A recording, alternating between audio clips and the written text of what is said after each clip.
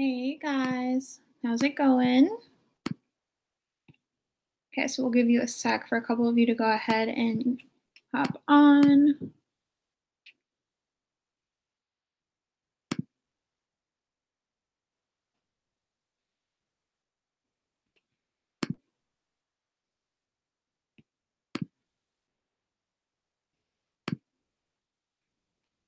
Hey guys, thanks so much for joining me tonight. Let me go ahead and pull up this chat for you in case anyone has some questions for this. But I'm Rachel, I'm the Her Campus social media editor, and thanks so much for taking some time to talk about some social strategy with me. So for a good part of this, I'll be screen sharing with you guys just so you can keep an eye on the presentation. Let me know if you have any questions, but also feel free to drop any questions you have into the chat. I'll go ahead and drop something there now just so you know we can see that and we make sure all of that is okay. So today we're going to go ahead and talk all things social strategy. Hello, hello. Yeah, definitely make sure to use that chat and I'll keep an eye on that the whole time. But we're going to go ahead and talk everything strategy that you should be using on your chapters and just answer any questions you have about social. So we'll talk Facebook first, move into Twitter, and then Instagram and Instagram stories. But first, would love if you can all just drop a quick intro into that chat box. Perfect, perfect. Hello, hello. Yeah, definitely let me know what chapter you're from too so we can keep an eye on that and make sure to get you all credit. Awesome. So glad to see so many. Hi from Portland. Awesome. New Haven. Really good mix of everyone, too. But also just know you can make good use of that chat box. Ask any questions that you have. I know social's changing all the time. But the first thing I'm going to do is go ahead and screen share with you all so you can keep an eye on this presentation. So give me one sec as we figure this out. Okay. So here's what I have pulled up for you guys.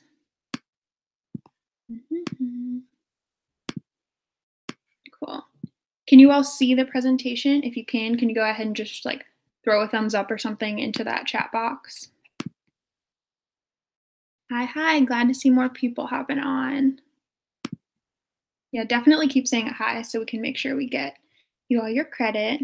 Yes, you can see the screen share. Perfect. Thank you. So we'll go ahead and just walk through this. But again, make sure to let me know if you have any questions. So keep doing the intros if you're just now hopping on. Want to make sure we get you all your points and everything. But the first thing I wanted to talk about is just why we use social media. So I know sometimes social media can feel really forced, especially when you're making lots of memes and everything. But what I really want you all to remember is that social media is really about storytelling. So as you all know, you're writers, you understand that part of storytelling, but I want you to think of social media as just an extended branch of that. So when you're posting on Instagram or Twitter or Facebook, you're really having a larger conversation and it gives you a really good chance to draw more attention to your chapter and ultimately have more readers. So, the first thing I wanted to talk about is Facebook. I know some of you might be aware of an algorithm change on Facebook. You might be seeing a dip in numbers or something like that. But I just really want us to talk through Facebook just because I know it can be a little bit confusing. So, the first thing that's good to think about are these news feed values from Facebook. So, a lot of times I know I find myself asking, what does Facebook want? And any questions you have about Facebook, go ahead and drop those into the comments too, and we'll make sure we talk about that. But Facebook has something called news feed values. So, whenever you're posting on Facebook, you definitely want to be thinking about what these values are and what they mean. So, essentially, what that means is that it's taking into account a couple of different things. So, think about the kind of backdrop of Facebook is like these little robots that are scrolling through your posts and seeing if you're posting the kind of content that they want or the kind of content they don't necessarily want. So when it comes to Facebook, it's really taking into account your friends and family, making sure that your content is informing people, making sure it's entertaining, making sure it's a platform for a variety of ideas, and making sure it's authentic. So Facebook wants people to feel like they're controlling their experience if they're not necessarily actually doing so. And then two, constant iteration. So that means a couple different things. I really think of it in terms of, are people checking your Facebook out? Are they searching you? Are you constantly posting? Are you actually engaging with your audience? So with Facebook, you definitely want to keep those things in mind. And in terms of using Facebook, so one thing I know you all do as chapters is make sure you're posting 3 days a week, so not just 3 times a week. But I know that you're working really hard on your articles, and one thing you can do is definitely make sure that you're, posting most of the articles that you're writing on Facebook. Do you guys usually post a lot more on Facebook than you're required, or do you really just stick with that 3 days minimum? And two, one thing you'll want to do is make sure you're posting a good variety of images, memes, and article links.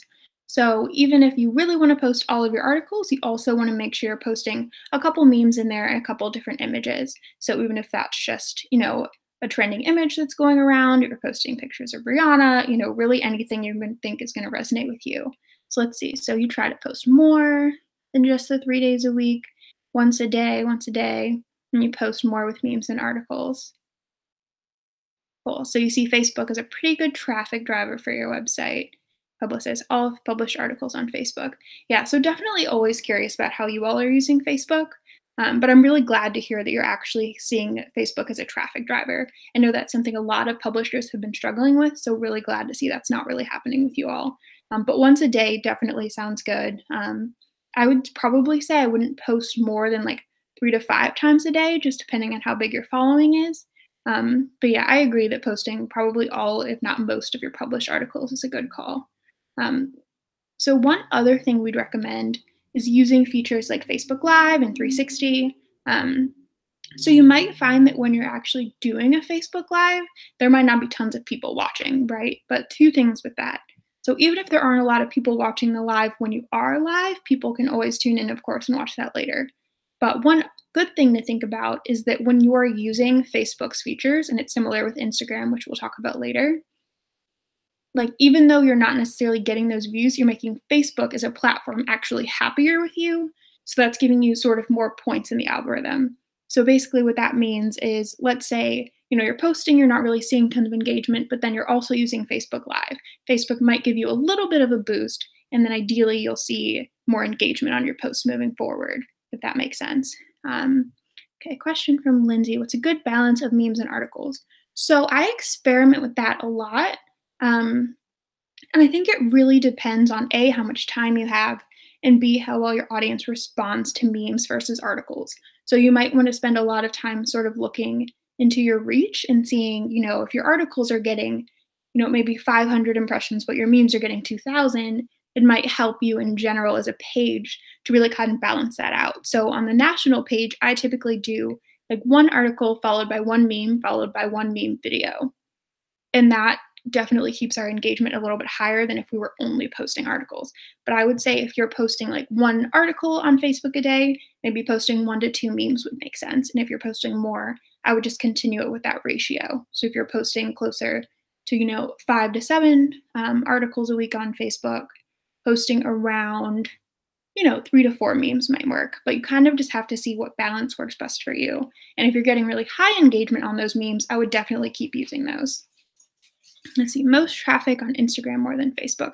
That's interesting. Yeah, we'll definitely talk about Instagram as a traffic driver just because it's a little bit different than Facebook, but I'm interested to see that you're getting some good traffic there. Should you use hashtags in Facebook posts?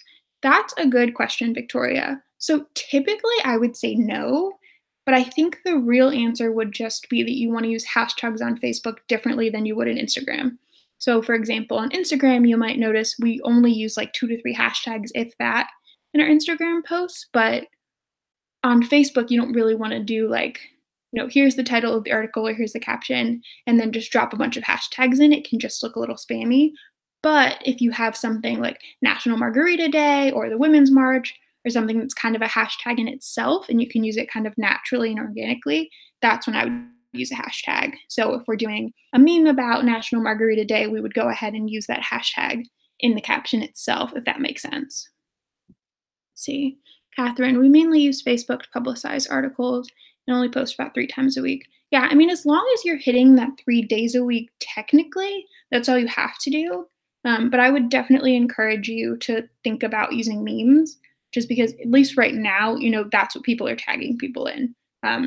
And while it might seem like, well, our goal isn't just to have memes and our goal is not just for people to tag people, at the end of the day, your goal probably is to get people to read your articles and really pay attention to your chapter. And the more engagement you have on Facebook, the more you eventually are encouraging people to become readers.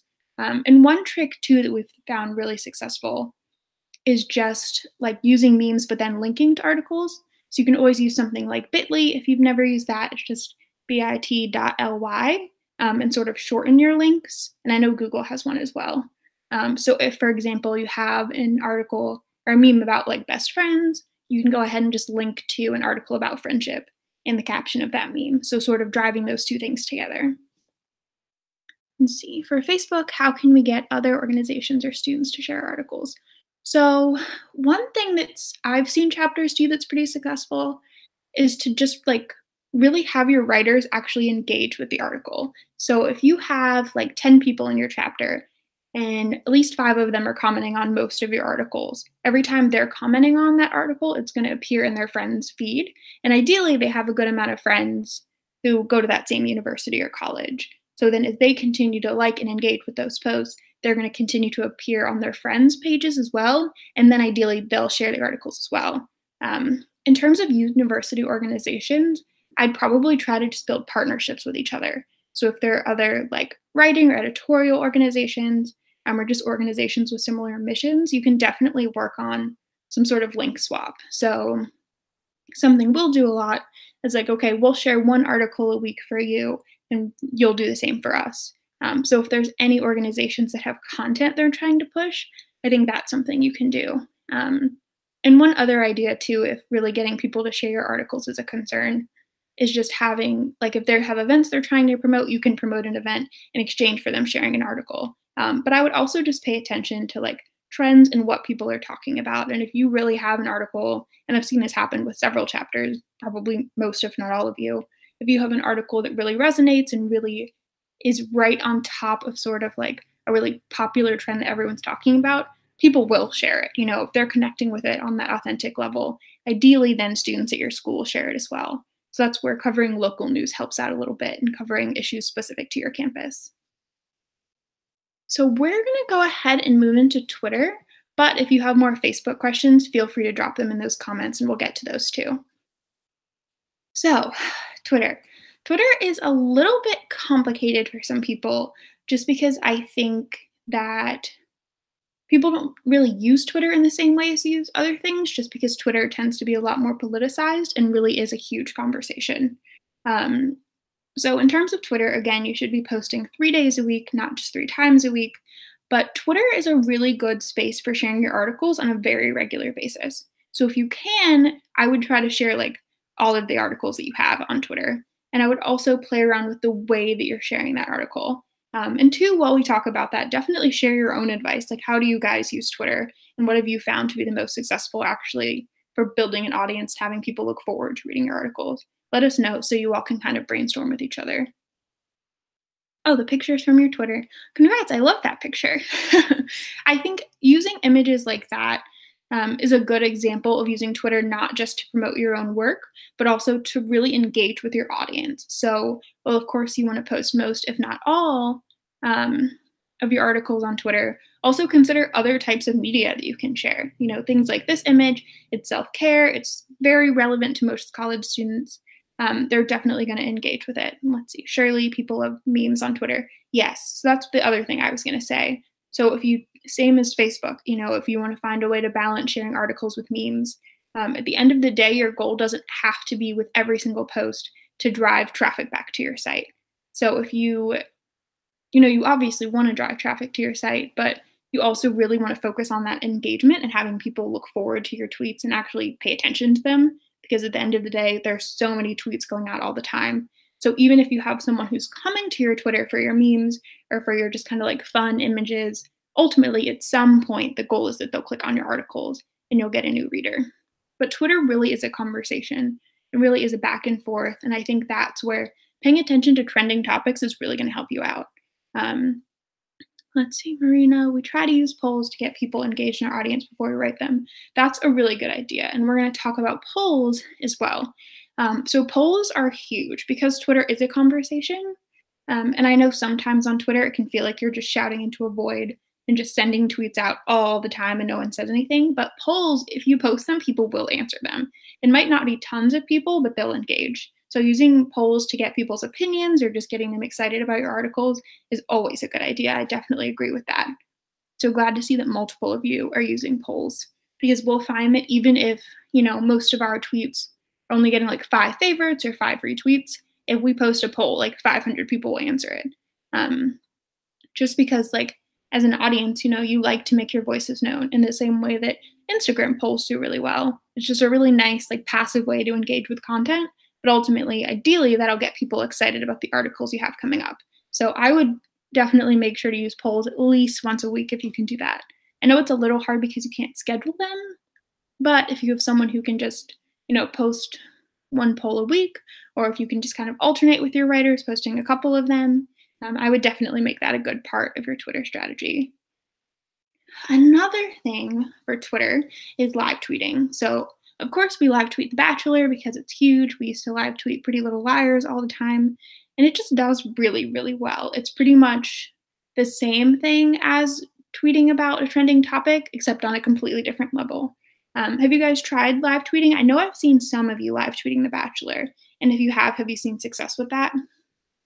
Because we typically see pretty good numbers off of those. And really, anytime we live tweet something, we tend to see that as our most successful tweet of that week. Um, and another way to use live tweeting is not just with shows, but if there's events going on, whether it's something political, like the Women's March, and you want to tweet about that while it's happening. If you have people like on the ground attending an event, you can have people live tweet that as well. But two, just like award shows, like the Grammys, the Oscars, there are always hashtags, and you should definitely use them just because they're there. But always think about trending topics and how you can link articles you have to those topics so that ideally people will see your articles while they're scrolling through those tags, and then they'll go ahead and check them out. But I'm also just curious with you all, how often are you using Twitter, and are you seeing good numbers from that? Anyone think there'd be success in live tweeting The Walking Dead? I don't think we've never live tweeted The Walking Dead, or at least not since I've been here. But I mean, I would definitely give it a shot. And I think as long as you have someone who actually watches the show, it's probably not, going to do too poorly. Someone's going to be watching the live tweet. Someone's going to be watching the show, come across the hashtag, and learn about you. Do we live tweet events that we host? That's a really good idea. And two, if there's events that a bunch of different chapters are hosting, always think about ways you can collaborate with each other. So tweeting once a day, at least 2 tweets. Twitter managers do polls. Haven't done live tweeting often. Yeah, I would definitely try it for shows like the Oscars. We've seen just really good engagement off of that. And two, whenever you're tweeting about celebrities, you're somehow going to tap into that space of people on Twitter who are obsessed with that celebrity, and then the tweet's going to blow up. So definitely pay attention to people who are really like hot on Twitter as well, and be sure to take advantage of that and get yourself some really good numbers. Katie, Twitter every day, lots of engagement. Awesome. I'm so glad to hear that you're getting some good feedback. Twitter's definitely a place to sort of make a name for yourself. You can really take a stance. Really difficult but important conversations happen on Twitter all the time. And you all are really smart. You have really smart content out there. So I would definitely use Twitter as a platform to share that more political or thought-provoking content, since I know sometimes on Instagram and Facebook, it can be a little bit harder to share it. Hofstra, biggest following on Twitter. That's awesome. Yeah, definitely pay attention to which platforms your audience is spending the most time on. If your audience is huge on Twitter and not so great on Instagram, obviously you want to use all platforms, but it's a good thing to take into account as you're figuring out how to spend your time. So next up here is Instagram. Oh, question. Hootsuite to schedule content. So I haven't used Hootsuite that much, but I know that it is good. I typically use TweetDeck if I'm going to schedule tweets, but scheduling is absolutely the way to go if you can manage it. It's much easier than just trying to pay attention to your own calendar and what time it is and making sure you're there to send a tweet. So if you want to use a scheduler, I would personally recommend it. And two, it helps you just build a larger strategy so that you're not just tweeting things out randomly, but okay, on Monday, Wednesday, Friday, we're going to tweet this article. Other people are saying that they love that scheduler as well. So I would absolutely check it out and just see how comfortable you are. And if you have any questions, of course, you can email me or Kara, and we can help you out. but schedulers are definitely going to save you a lot of time, and just help you kind of zoom out and look at your content and figure out what makes sense at what time in the day. Because Twitter, even though it can feel like a lot of work, isn't you just throwing articles out randomly. You definitely want to think about the strategy behind it. So on to Instagram, but again, if you have questions about Twitter or Facebook, drop them in that chat box, and I'm keeping an eye on that. In general, our audience loves Instagram. So we put a lot of time and effort into our Instagram. And I've noticed that a lot of you are doing the same, which is awesome and always so fun to look at. So again, you should be posting 3 days a week, not just 3 times a week. But I personally would hugely recommend posting at least daily or most days of the week on Instagram, just because Instagram is really one of those things where consistency matters a lot. Just because you don't want people forgetting about your Instagram. You want them to look forward to your posts and actively seek them out. So you definitely don't want to post too many times a day, depending on the size of your account. If your account's a little larger, you can get away with it, but I would probably post 1 to 2 times a day. So one other thing to think about with Instagram is that not every post has to be about an article. So I've noticed that a lot of you tend to post pretty often about images that are kind of relevant to the article and encouraging people to click the link in the bio, but don't be afraid of kind of stepping beyond that. I think that's definitely a good method, and I'm really glad to see some of you saying that Instagram is a good traffic driver for you as well. But just know that you can also just post things that have sort of a good message. If you really are focused on empowerment and girl power in your Instagram feed, go for it, even if it's you kind of alternating between one just sort of image and then another one that's actually driving to an article. Just find the sort of aesthetic that works for you and figure out what feed your audience connects with the most. So we've seen the most engagement with a mixture of like memes and different inspiring quotes. Really anything about friendship does well for us just because so many of us want to tag our friends and things. But how are you all using Instagram? Because I've noticed a huge variety in your Instagram feeds, and it's always really interesting to me to see, who's posting more like faces and actual members of their chapter versus who has more of like an artsy take and who has more of an activist take. But definitely drop in the comments any just like Instagram wisdom you have, and two, just what you enjoy seeing on other chapters. I think we can all use more feedback when it comes to Instagram.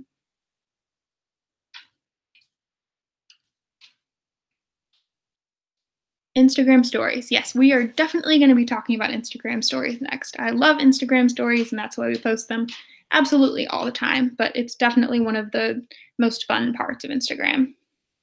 So if you all use Instagram stories too, also let us know how you're using it.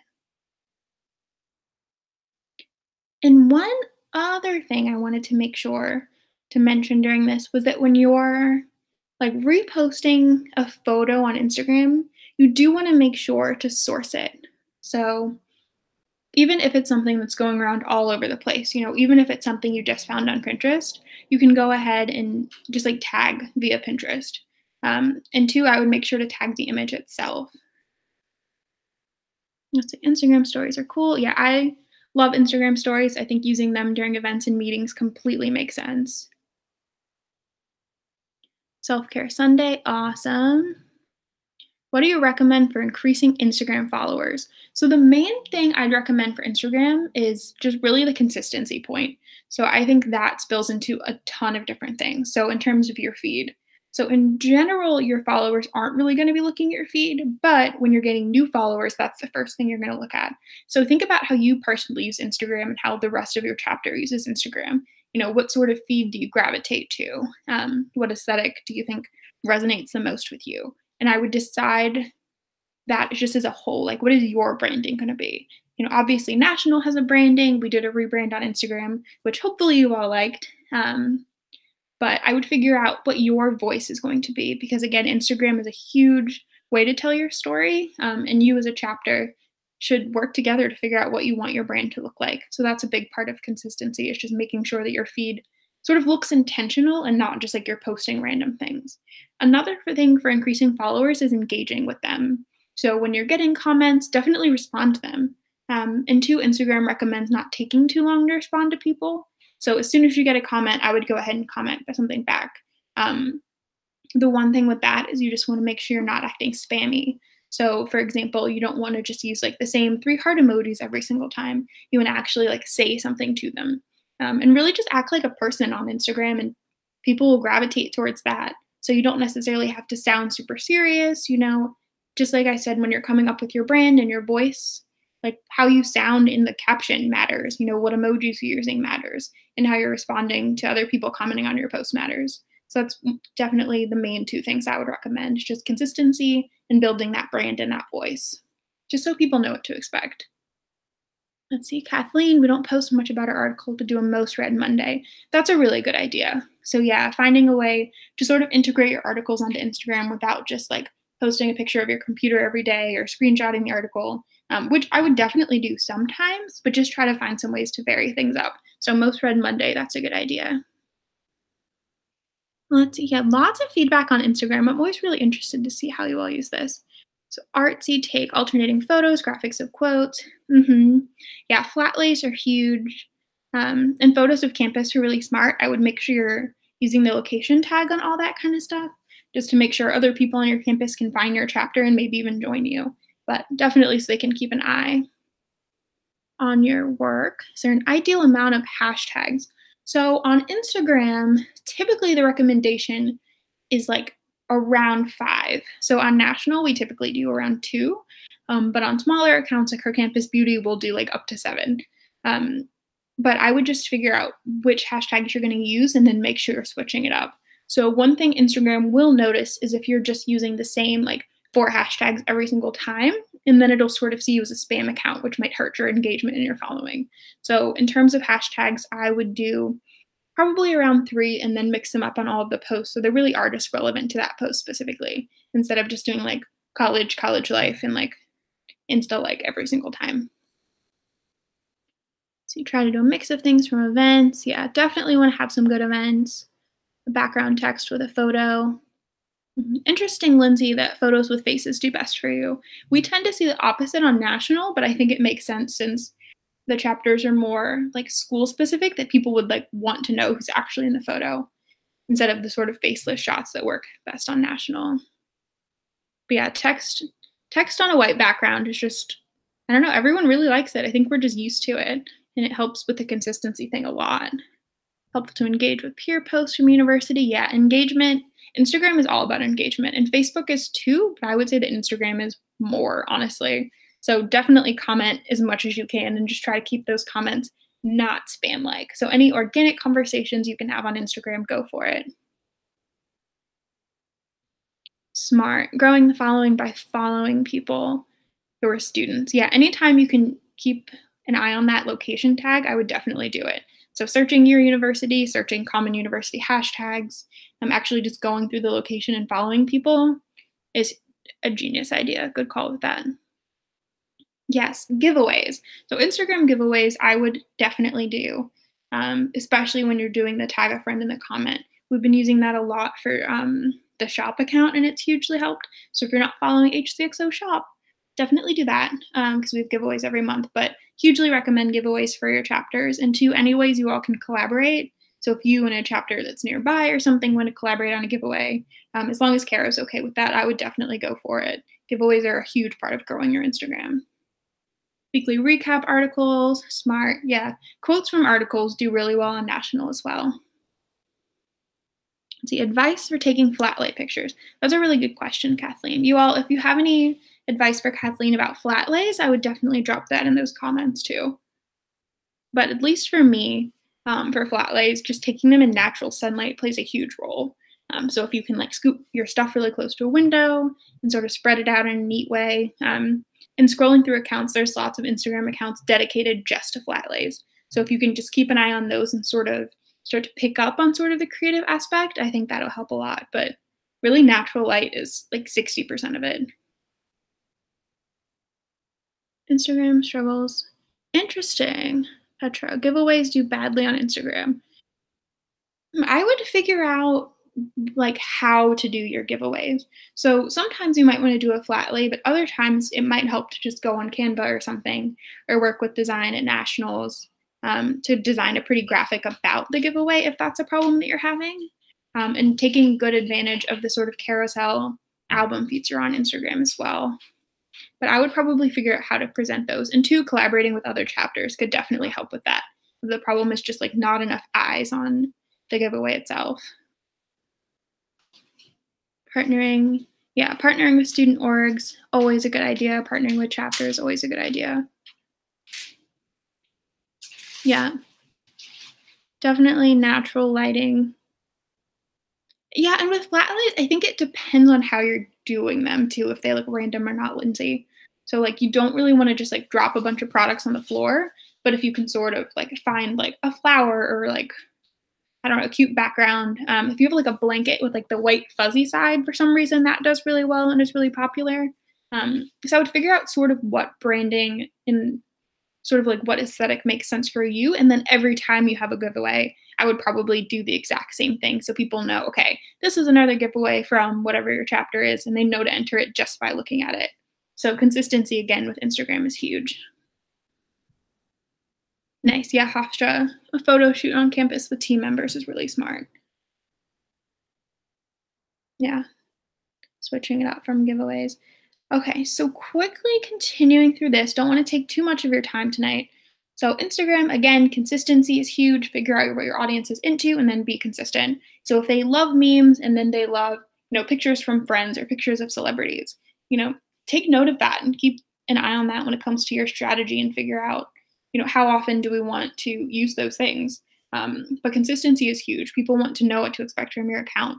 And anything that seems totally random or off brand might push them to unfollow you. So consistency is a really big part of maintaining and gaining Instagram followers.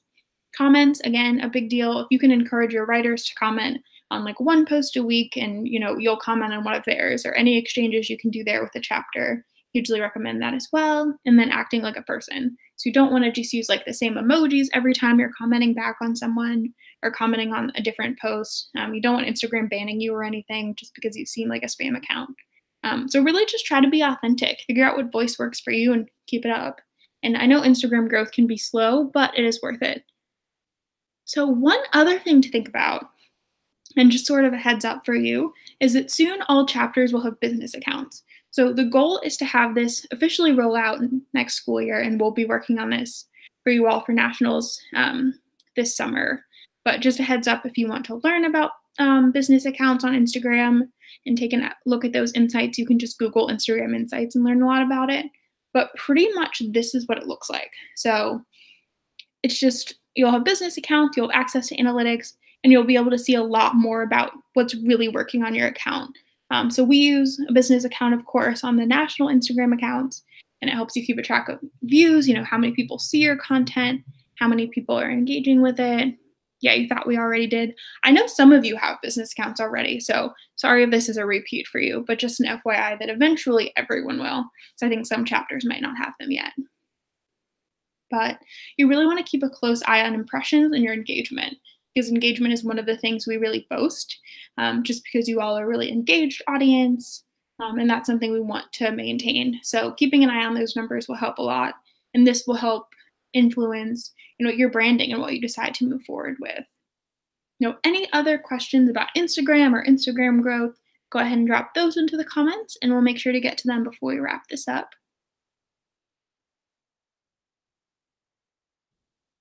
And then part 4, the final part of this before I let you enjoy the rest of your evening. Let's see, Victoria, should the category for the business account, media, new company. So Catherine, you'll all have business accounts ideally by next school year. So it's not anything you have to worry about right this second, but ideally it would be next semester. So the category for the business account, I think it would be media. Let me see what we have on national. But I think you can either be a publisher or a business. Actually, we're college or university, but I would probably make yourself a new media company or something like that, or a publisher. But too, that's something you'll want to check with Kara on, just because I don't know if all of you will be actually doing that switch or if that'll be Kara. So last thing is Instagram stories. Can you switch over now or no? If you know how to switch over, like I would say go for it. I really don't think that'll be a problem at all since it'll be happening anyway, and anything that needs to be edited will be edited eventually. You'll just want to make sure that you're linking it to the Her Campus chapter Facebook page and not your personal account or any other pages that you manage. So Instagram stories are amazing. I love Instagram stories. We have pretty much an Instagram story every day on the Her Campus National Instagram. So a couple different ways you can use Instagram stories, and two, you all go ahead and drop some ideas you have into the comments. One thing is just going behind the scenes with your chapter members. You all are doing awesome things all the time, whether it's just your meetings, actual events that you're hosting. Taking advantage of Instagram stories can really help add sort of a face to your account. Another idea is hosting a Q&A. So you can just really pick any topic you want. It can be style, it can be beauty, it can be more lifestyle topics. You can get more serious with your audience and like walk around campus and ask, about politics or sex positivity, really whatever you're seeing success with in terms of your articles. And you can also use things like the Q&A to inform articles that you're working on. Another thing to play with Instagram stories is the live feature. Have any of you tried Instagram Live? I know I've seen a couple of you on there before. So it seems like a good amount of you have done Instagram Live before. On Nationals, we do an Instagram Live every week. So I'm curious about how you all use it. And do you like Instagram Lives? Are they something you look forward to watching? And while you all type that up, the last idea is just hosting a weekly segment. So something we do on National is that pretty much every day of the week, we have a corresponding segment that you can look forward to. So it's sort of like a mini TV show. So we'll do like Face Mask and Chill every week, or we'll do our Lazy Sunday segment or different beauty tips every week, like trending beauty or trying food. So that's something where if you have writers that really want experience with creating live stories or creating Instagram stories, they can sort of do that. They can be in charge of brainstorming the segment, actually hosting it every week, and you can all play around with the different Instagram fonts and colors to figure out what you want your branding to look like. So Instagram Lives are hit or miss for me. Instagram Live's a good tool. Yeah, some are intriguing, some I can't stand to watch. I think that's fair feedback. Yeah, and same with Facebook Live, honestly, is that even if you're not seeing much engagement with Instagram Live, Instagram as a platform is going to be happier with you in terms of the algorithm if you use it. So think about Instagram and Facebook, not just in terms of the numbers that you're seeing, but in terms of like the more features you're using that they've created, the higher you'll be pushed in the algorithm. So one thing just to think about, like step back from your social and think about, how are you actually using those features and like what are your goals? And just know that Facebook and Instagram aren't necessarily showing all of your posts to all of your followers. So for example, on Instagram, really it might be closer to like 10 or 15% of your audience is actually seeing things that you post. But the more that you use Instagram features, the higher that percentage gets. Does that make sense? So basically with the algorithm, the more features you're using, the happier Instagram is with you, even if the live itself isn't doing great. And then eventually, as you stay committed to the new features and trying things like GIFs or GIFs or playing with the new fonts, the more of your followers are actually going to see your posts and the higher your engagement will be. So it's really a matter of just sort of playing with the new features and keeping an eye on them. And as people get used to Instagram Live, I think they'll watch it a little bit more. Yeah, I like stories better than Instagram Live. I think stories are also just easier to maintain than Instagram Live, just because you can actually like add text and add different features, and it just makes it a little easier to keep up with. And two, if you're not comfortable being on live, stories is obviously a great alternative. Let's see, we do Instagram Live at events and when our school has announcements. Yeah, I think Instagram Live is a really good thing to use for events and when you have huge things going on. Like if you're attending the Women's March, for example, it can just be a really great behind the scenes tool. Or if there's like a meteor shower or something like that. It's just a great way to really sort of hang out with your audience. The things you notice that do well in Instagram stories. So my general recommendations for Instagram stories would be always tag the location. So if you obviously, like if you're on campus and you want to gain more followers who go to your school, tagging the location is a great way to do that so that ideally you'll get pulled in to the larger story that day on your location. so that if you go to school in Boston and you're tagging Boston, you're tagging your school, other people who are around that area will come across your story and hopefully will follow you because they'll be excited that you have that location in common. And we've seen huge success with polls. So if you're not using them, I would definitely find different ways to use them. So I would think about it beyond the like yes or no questions. So sometimes what we'll do, for example, on one of my interns, Chloe has a trending beauty segment. So she'll do like, glitter versus matte and have people vote on that. Or if we have a food segment, we'll say like, vegan cheese versus regular cheese or non-vegan cheese. So definitely play around with polls. Similarly to Twitter, people really enjoy polls. They enjoy actually feeling like they're a part of the discussion. And then you can use those polls to inform stories you're working on.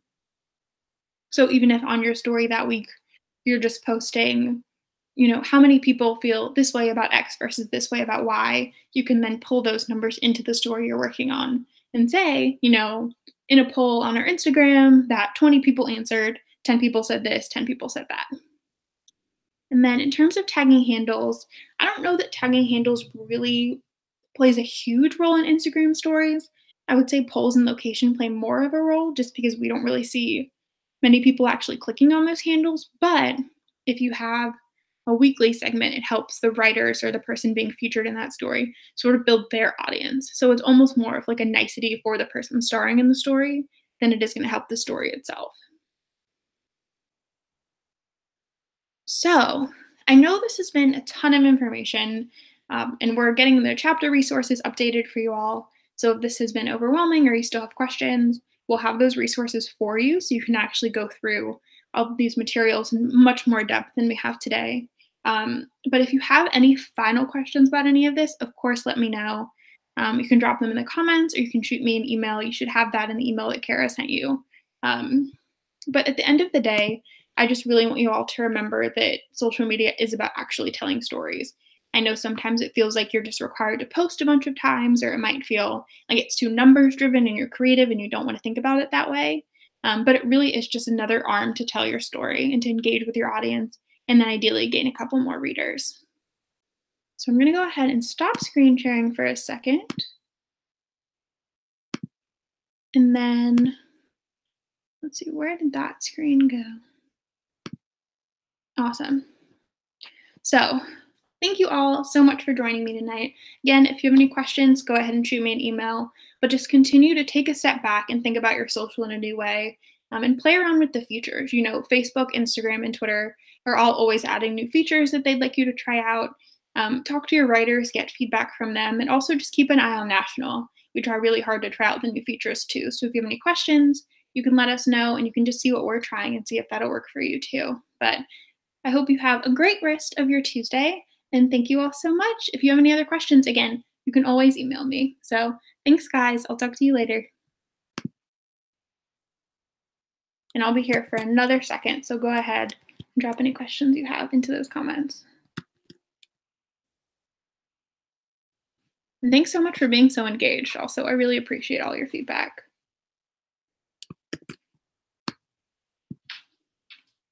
Thank you, guys.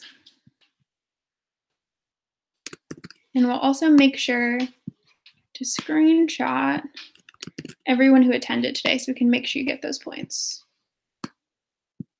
But enjoy the rest of your Tuesday.